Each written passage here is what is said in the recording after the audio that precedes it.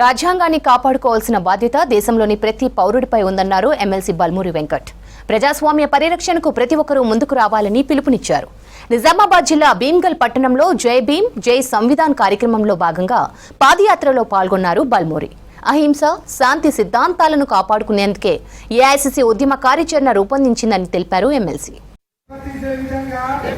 రాజ్యాంగాన్ని రక్షించాలి, గాంధీ యొక్క మార్గదర్శకంలో నడవాలి. రేపటి తరానికి గాంధీ వారసులుగా కాంగ్రెస్ పార్టీ శ్రేణులు ఇదంతా కూడా ప్రజలకి తెలియజేయాలి. బీజేపీ పార్టీ చేస్తున్న ఒక తప్పుడు ప్రచారాన్ని తిప్పికొట్టే విధంగా పెద్ద ఎత్తున ఈ యొక్క కార్యక్రమాన్ని చేపడుతున్నారు.